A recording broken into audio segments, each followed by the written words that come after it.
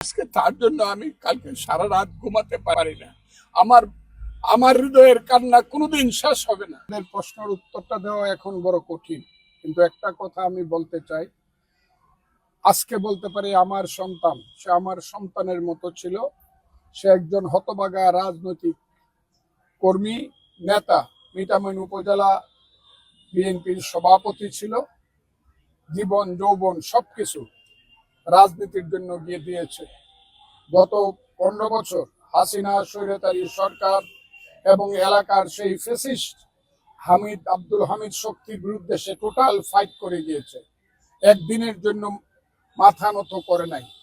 সেই জাহাঙ্গীর, যে জাহাঙ্গীর অনেকেই চলে গিয়েছিল, কিন্তু মিঠামইন সদরে থেকেও সে মাথা উঁচু করে শহীদ জিয়ার রাজনীতি, তারিক জিয়ার নেতৃত্ব, খালেদা জিয়ার নেতৃত্বকে মেনে রাজনীতি করেছে। একটা পর্যায়ে কেন জানি সে একটা ষড়যন্ত্রের শিকার হয়ে গেল। কথাটা আমি কেন্দ্রকে বললাম যে সে হলো ষড়যন্ত্রের শিকার। সে কোনো ধরনের অন্যায় করে নাই, গাছ সে কাটে নাই, এটা ভিন্ন বিষয়। এটা দেখা যাবে মামলা এবং আদালতে। কিন্তু আজকে আমি বলছি, সেই জাহাঙ্গীর সর্বক্ষণ মৃত্যুর পূর্ব মুহূর্ত পর্যন্ত দলের কাজ করত, আমার সঙ্গে কাজ করত।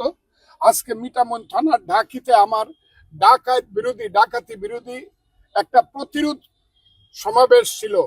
সেইখানে জাহাঙ্গীরের সভাপতিত্ব করার কথা ছিল। সেই অবস্থায় আমিও আজকে মিঠামইন যাওয়ার কথা ছিল, ঢাকিতে, কিন্তু আল্লাহ তাকে নিয়ে গেছে ষড়যন্ত্র করে। আমি ভাবতেই পারি না, এটা আমার ভাবনার অধিক, যে কিভাবে হাওর অঞ্চলের মতো একটা শান্ত এলাকাতে, একটা নির্জন নিভৃত এলাকায়, যে হাওর অঞ্চলকে বলা হয় শান্তির নীড়, সেইখানে ঢাকা থেকে এসে একদল লোক তাকে কিভাবে হত্যা করলো।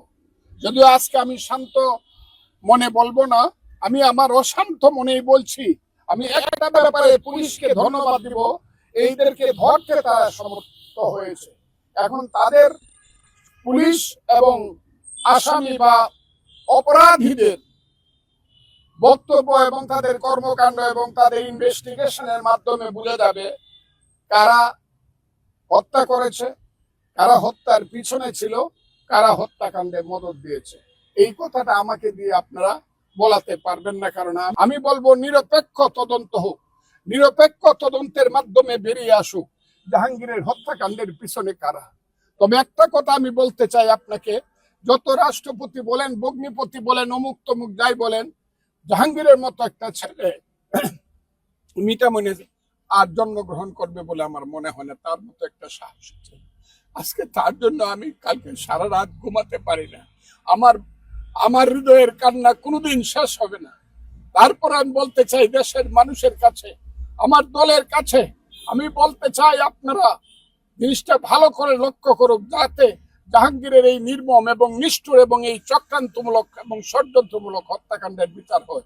যারা এর পিছনে আছে তাদেরকেই ধরেন। এটাই হলো আমার কথা।